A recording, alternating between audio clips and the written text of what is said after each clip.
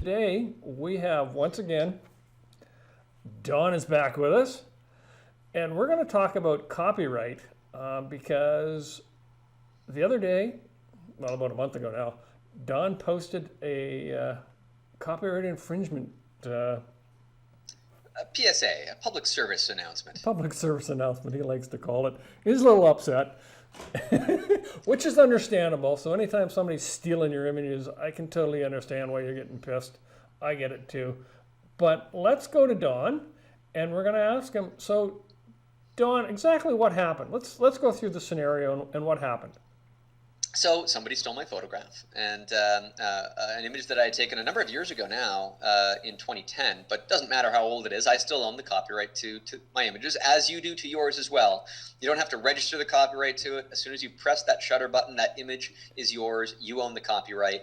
And so somebody had taken my photograph, claimed it as their Before own. we get too much further, let's just amplify this. It's not that they've taken the photograph; it's they've downloaded it. The one I saw of you, which I thought was like just blatantly, the guy was I can't think of anything else but saying a-hole. What he had done was he had taken an image of yours and then tried to sell it as his own. Absolutely. He uploaded it to his own Flickr account. And even when some people were saying like great image and what have you, he said thanks, taking thanks, taking ownership of my work. And that bothers me a lot.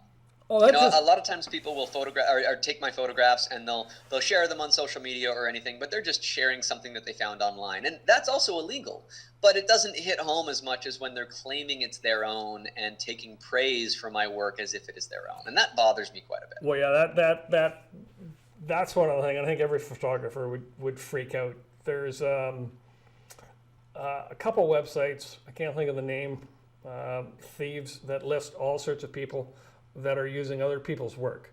Some of us are, Trey Radcliffe for one, to mention a name, he puts his work out there as Creative Commons, and as long as you link back to his website, he's happy with it. That's fine, but also the Creative Commons license, which you can choose in many different flavors, all the way to being in the public domain, which I don't recommend. But in most of them, that would still disallow somebody from taking your work and claiming it as their own. You still want to protect it in as many ways as you can. Oh, totally. So there's two things we're going to talk about. We're going to talk about people who are taking your work and claiming it off as on their own, but there's also businesses that are taking your work and putting them on their website for their own personal use and gain. So those are two different things that are happening. It just happened with you. This time was somebody had taken your photo, put it on Flickr, and called it their own work. Yeah. Not a cool thing. Not a cool thing. Not a cool thing, but there's little that I can do legally in that scenario. There's a number of reasons why. He's not from this continent. So it becomes very difficult to pursue copyright claims from Russia or Israel or any place that is non-English speaking for one, but also that might have different copyright laws. So that becomes a problem with the internet because you never know where somebody's going to be based. I can, for commercial infringements, I use a company called Image Rights, and they've got lawyers in many countries across the world. And so if somebody steals my image in Italy or in France or in Poland, then yeah, they've got lawyers in those countries. And so they can pursue a commercial copyright claim. But that still does not do anything for me when it's a personal infringement. When just an individual steals my image, and whether they're claiming it's their own or they're just resharing it on Facebook, there's very little that I can do to fix that. At least that would put money in my pocket as a professional, where I'm paying the bills with my photography. So if I were to get a lawyer and pay them, because no lawyer would take that on contingency, I would probably not win in the court of law, and I would likely lose in the court of public opinion. And so here's the scenario where if somebody takes an image and you try to protect your own rights that they have violated, one of two outcomes I have found usually happens. Number one, they're incredibly apologetic and they will take the image down and they apologize because they did not know the law. They did not know what copyright actually means. Or, and this has happened a few times, they get just disgruntled. And people get just arrogant and they think that they are right and you are wrong and they've done nothing wrong and how dare you approach them about this, and then they talk bad to all of their friends and everybody in their social networks about you. And so what have you gained in that scenario? Well, you've probably lost something. And so it's not a battle that I really choose to fight very often, unless it's directly pointed out to me, or if I'm trying to make a point and maybe do some public shaming, which in the post that you're mentioning, Bob, I did. And I think that that was deserved at that point, because I knew that I could not approach that from a legal perspective. It was not commercial. And I made a point of that. And I know very specifically that people have gone from that post, they've gone and searched for their images online, and they have found people infringing on their work, and they've been taking actions against it. And I want to empower anybody listening to this episode to go and do the same, because there is a process that you can go through, a very easy process, to figure out where your images have ended up that you might not have intended them to be. A valid point. But okay, the first thing you mentioned was copyright. So let's talk about copyright. You as the artist, you as a photographer, when you click the shutter button, owns a copyright. That's right. Okay, so here's...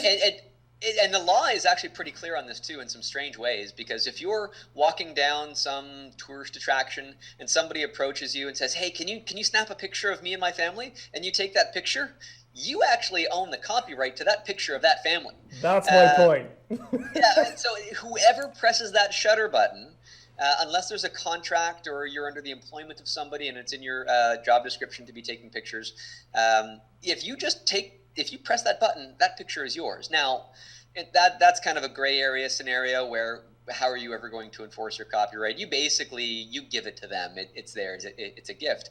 But the fact is that if anybody were to take a picture of my family in that scenario and I post that on Facebook, I am violating somebody else's copyright from a legal perspective.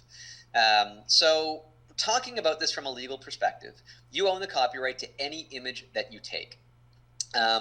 There is a slight difference here too, though, because you can also register the copyright of your photograph. In Canada, it costs about $50 per photograph to register the copyright, and that goes to the Canadian Intellectual Property Office, and you get a little certificate saying that you've registered the copyright to that. And in the Copyright Act, that entitles you to more strict remedies or actions that you can take against people if they violate your copyright because you have taken the action to register it. You can claim more than actual damages. You can claim statutory or punitive damages if you were to go to court in that particular case if it's registered. But in any case, you can enforce your copyright. A lawyer would be happy to talk to you if somebody has taken your image and is using it commercially without your consent, permission, or compensation. All right. So, yeah. In the States, I understand, it's like you can send in a batch. Oh, you can send in an entire year's worth of images all at once, and the cost is $35 for the entire set. And so Canada is a little bit behind the times in that regard. But if you are a prudent photographer in Canada, you can register your copyright in the United States using their copyright system. So it doesn't necessarily cascade back to Canada, but the US has a greater population. And so if you register your images there and somebody infringes on your images in the United States, then any US lawyer would just be laughing all the way to the bank with you on that one, because that would be registered and you can make some money off of that. I'm not saying that you should just go and pursue every copyright infringement claim, but if people are making money off of you without you seeing any penny of it, you should get your fair share. Well, yeah. If it's a business, I can certainly understand that one. Okay. So in this realm, how often do you spend looking for your images that are borrowed, illegally used, and what is the actual funding that you would charge for somebody, and then what is actually your amount of funds that you actually pull in from image rights when you do Sure, that? I'm happy to talk about these numbers.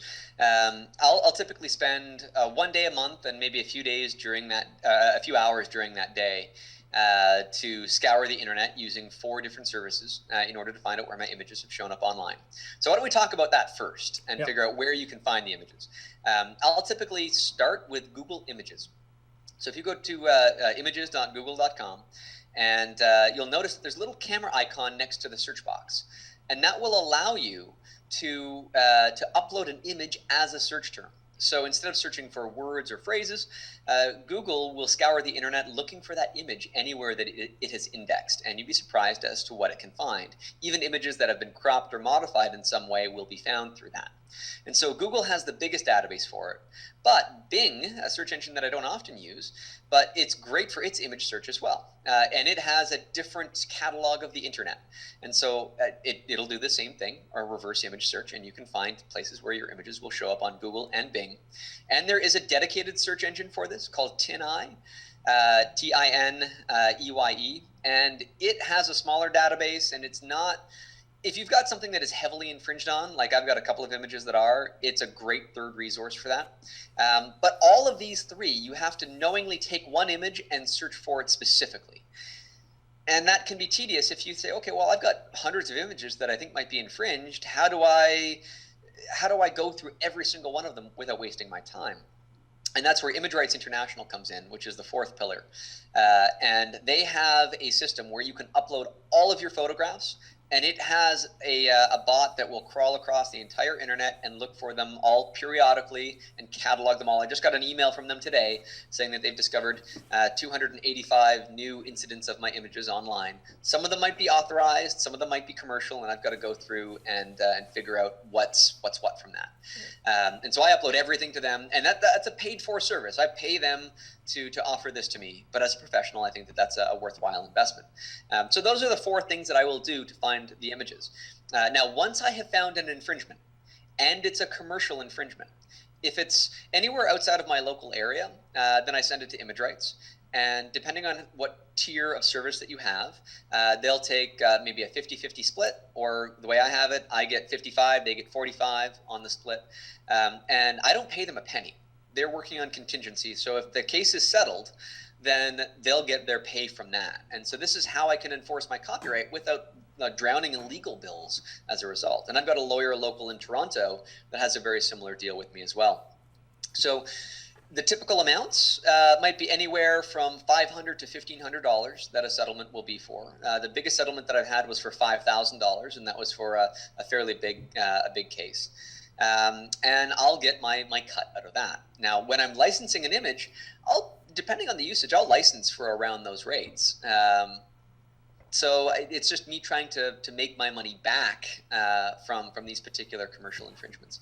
And I want to do a live search right now and see if we can kind of go over what this process would be like and see what Google Images is all about for us. Let's go for it. Let's go for it. So let me share my actually, hold on a second here. I just have to adjust my screen settings so that we can see the screen properly. I'm going to be sharing my Google search, and I'm pretty sure I'm going to find an infringement that I have not noticed before, but you'll see some that might even be actively pursued or things that have been settled and they now have a license to use it. But you'll see what the process is that I go through here. So you should be seeing my Google screen right now. And I'm not sure if I click on images up at the top. If we go to Google Images, whether it's Canada or the US or anywhere, you'll see this little camera icon and it says search by image. So if I click on that, you can either paste a URL where you found the image online on your own website, or you can upload an image. And I'm going to browse and find, where am I going to go here? You're probably not seeing this on your screen. I'm just going to find an image that I know that gets infringed a lot. It's an aerial photograph that I've taken of the city of Toronto. And so that is being uploaded right now. And so this is the image. And if I were to go down through this here, I will find a lot of places online where it is showing up as potential places that it's showing up on Pinterest, on forums, amazing views of Toronto's blah, blah, blah. I can't really pursue that stuff. That's just blogs and what have you. On the second page, there's my website. Toronto News, I can't remember what that one is all about specifically, but I can go through here, homeaway.com, Toronto, the best city, life is good, gracelove.com, or .wordpress, that's a blog, and so that image is showing up all over the place in all of these different, what's this? If you didn't have to worry about money or a job, where would you live? Quora.com. That sounds interesting. Let's take a look at that. And so I'm not sure what this website is, but this is a legitimate post that has my image right there. My watermark is half cropped off on the bottom from this current view. Now, if this is commercial infringement, I'm not sure. It could be a magazine, it could be a blog, and so that would be on the line for a lawyer to potentially take a look at. I remember seeing one when I was doing the images.google.com in the US image search, and searching here and uploading that exact same image. It was giving me different results. So whether you're using google.com or google.ca, you're going to have a different set of results. And in here, there was one, what is this? ILAC Toronto something, looks like some sort of conference possibly. But the URL that's loading up at the bottom is .com.br. So this is clearly my image being used across this banner of this foreign website. Now it's got this map to where they are in Toronto, 920 Yonge Street. So that might be something pursuable by my lawyer. If the content is international, then I might give that to Image Rights International, and they will find that, because that is clearly a commercial infringement that I had not discovered until right now. So there we go. That's how you find your images being misused on the internet, and then the lawyers take over from that point. I'm sorry. I laugh when guys trying to cut off your signature at the bottom. And oh, come on, people! What are you thinking? Actually, I have to stress, I am no lawyer. If you need legal advice, don't come to me. I'm not a lawyer. But I know that in the Copyright Modernization Act, I think that came about 5 years ago or so in Canada, they have legal language in the Copyright Act now that defines rights management information. So if you add rights management information to your photograph, which could include a watermark, or it could in the back end having your name associated with your image in the metadata, or the same thing for a movie that has credits at the beginning or the end, that's rights management information. If that information is removed by the infringer, then that gives you stronger remedies in the Copyright Act to enforce your work, because it shows some sort of malicious act where there was known information saying that this image was the property of somebody else, and you've removed that, which you can't claim the same level of innocence by doing so. And so having a watermark is a good thing, especially if people crop it off and you're pursuing that with a lawyer. You didn't crop it off. You left half it there. Like, come on. Well, slap yourself in the head, you turkey. Well, see, there's a couple of websites that I use to optimize my images, and one of the things that they do when they optimize is they will rip out the data in the background. That's right. And so that's why a watermark on the front is a useful thing. There's also a company out there, I believe they're called Digimark, and they use a type of stenography, which is hiding information in the image itself. And they're able to basically embed your copyright information in the image without it being noticeable in any way, and it can survive edits as well. The theory behind that, and I'm oversimplifying what they do, but let's say we've got an 8-bit image. So like a JPEG image has 256 levels of brightness for each red, green, and blue color channel, right?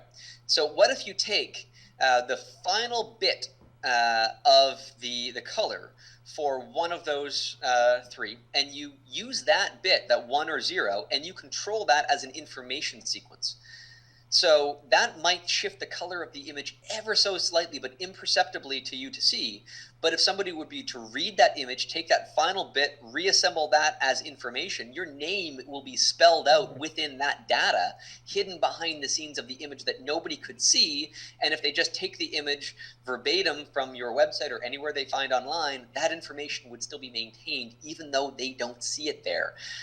So it is a way for you to watermark your images in a little bit more of a clandestine way, but it lets people know that, yeah, you're caught red-handed. This is somebody else's photograph. You cannot claim it as your own. Yeah, it's interesting to note that if you are going to look for your images through the Google, and I believe it's also through Bing, that if your images, if you're trying to use it by URL, if your images are on 500 pixel or in SmugMug, it's behind a firewall, so they block that. You can't do it that way. You have to manually upload the images. It's also, I haven't tested this, I know, because I did it the other day. And yes, some of my images are not where they're supposed to be, but I'll explain that one later. if you're uploading a large image, it takes a little bit longer. So if I'm uploading a 2 gig or a 5 gig to 8 gig image, it takes a little bit longer to upload than it does for a 500 gigabit or a 1 meg or a 2 meg. Most of the stuff I do, I always try to make sure, I work part-time at London Drugs, so if the image is less than 500K, London Drugs can't print it. So a lot of times I try to run mine through tiny PNG, so if you're going to hoof it, you're not going to be able to print the darn thing anyways. So that's one of the ways that I kind of protect my images. Well, here's the thing, though. If anybody were to steal your image off the internet and print it, regardless of what resolution it is, if that is their mindset, they would never buy it from you to begin with, right? So I don't want to hurt the people that would legitimately buy my images and legitimately license my images by reducing the quality of them to a point where it hurts the bad guys and hurts the good guys. I don't care about hurting the bad guys because they're going to steal my image whether I want them to or not, whether I do anything to try and prevent them. If you really want to steal a photograph and it's loaded up on SmugMug and they've disabled the right click and you can't just save it directly, if somebody was really enterprising enough, they just press the print screen button on their keyboard and they've got a copy of whatever was on their screen and they can crop it down to the image and do whatever they want with it. You can't stop that. You can't stop There's no way for you to control your work unless you just don't put it online. And I do not think that that is something that I would ever recommend. You want to share your work. You want it to be out there. And I hate this. Whenever you go to the movies, and you see at the beginning, they say, oh, filming the movie in here is illegal. Don't do that. It's against the blah, blah, blah, blah, blah. It's like, oh, do you think anybody sitting there already with a camcorder set up is going to see that and think, ah, geez, you know what? I didn't know it was illegal. I'm going to go home now. All it's doing is annoying the heck out of the people that are legitimately paying to see the movie there and enjoy it. So you do not want to hurt the people that are just genuinely enjoying your work. And if somebody loves it enough to buy a print of it, then they're going to buy a print of it. Yeah. So, but yeah, no, I agree. I agree with you there. There is another option, and believe it or not, I did actually find one of my images that was in dispute, and it was done Google. I didn't do it. Google had already put the item in dispute. So when I did a search, it came up with DMC. Click on the DMC, and it actually said, no, it's in dispute. It's copyright infringement. So that's one of the things I had never seen. Challenges too. If I do a search on the internet for Toronto skyline or even just Toronto images, I might get that photograph that I showed you showing up in the Google Images results. And so a lot of people have the mentality that, oh, if I can find it on Google, then it's free to use. And that's unbelievably wrong. You cannot use something that you find on Google. However, if you go into the advanced settings on any Google image search, there is a checkbox for you to say show only images in the public domain. And now my image wouldn't show up there. But that is not on by default because it would create a far more limited pool of images to see.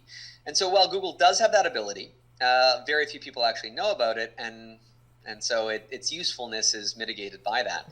So yeah, if it's in dispute, I have images that will show up there, my Maple Leaf flag image, my Toronto skyline image, and the one that I had made a post on, which I called Try. It's a small little plant growing up on a railway track.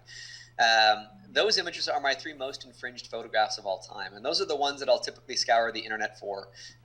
And sometimes if I find somebody like legitimately using it for nonprofit work, I'll say, okay, guys, you know what? You shouldn't be doing that. I'm not going to sick my lawyer on everybody, but funny enough, if we have time for a story, Bob, I was approached by an organization nearby, a few hours away. And they had asked me what it would cost. They were a nonprofit. They asked me what it would cost to license my image. And I usually have a lower rate for nonprofits. But I just wanted to make sure that this was a sort of a volunteer-run, small little organization. So I went to check out their website. Well, they're already using my image. And so they're already using it, and they send me a note saying, hey, is it possible for us to get permission to use it? Well, if you were honest about the fact that you were already using it, that would be great, and maybe we can come to some sort of arrangement. But I used a tool from the Internet Archive called the Wayback Machine. And what the Wayback Machine is it'll periodically crawl across the internet, make a record of a website as it was in the past, and it'll let you go through. And so I typed in their website, and I went back about 2 years, and the image was on their website 2 years ago. So they had been using my image for 2 years, and then now, out of the blue, they asked me for permission to use it, and they said, oh, we'll give you credit, we'll do all this, we'll give you exposure. It's like, no. You've been using my image for 2 years. Here's an invoice for the usage. Pay it, or, I have to get the lawyer involved. At this point, I mean, if you would have just been honest with me and said, you know what, we made a mistake. We've been using this image for a while. Somebody new on our team has told us that we need a license to use that. We're asking for that now. I probably would have said, yes, thank you for your honesty. But when you're lying to my face, it just... There's a lot of this happening on the internet because people just don't understand copyright. And to us as photographers, we need to defend our copyrights. Even if we're just informing people that they are doing wrong, people don't know that they're doing wrong, and it becomes pervasive across the entire internet. And a lot of photographers are losing money that they don't even know about because people are just taking their images. And without naming names again, I know specifically that some companies out there find it more profitable to steal images than to pay for them. Because if you steal 100 images and you have to settle on 2 or 3 copyright claims from that whole set of images, that would cost you less money than licensing all 100 of those images. So it makes financial sense for companies to steal your work. And that should never be the case. And that's only the case because so few photographers actually go and search to find out where their work is being infringed. So I want this to empower people to go out and search for their images where they may be online and take action against it. Awesome. I totally agree. I'm not going to argue with you on that point. I totally agree. So at least once a month, you guys get out there and you start searching for your images. Again, we've shown you how. Join Image Rights. Get on with image rights, get out there. I'm not sure what it costs, whether it's free or not or whatever. Look into it. Challenge anybody that's using your images. At least, find out where they're being used and then go after these guys. Stop letting them use our images for nothing. Know your copyright, at least a little bit of your copyright infringements. So where can they find you online, Don? So my website is donkom.ca, donkom.ca. And if you have any questions about the stuff that we talked about in this or any of the previous episodes, feel free to send me an email. My email address is there. I'm always happy to talk about this and fill in any blanks. And if you're curious as to where you can find my ramblings and other places online, you can check out my podcast at InsideTheLens.com as well. Awesome. So Inside the Lens, Google+, you're on Facebook. I share your Facebook, so if anybody's looking to follow me on Facebook, you'll find Don there as well. All right, we got to go. So go check out some images, and we'll see you next time on Who Said Photography.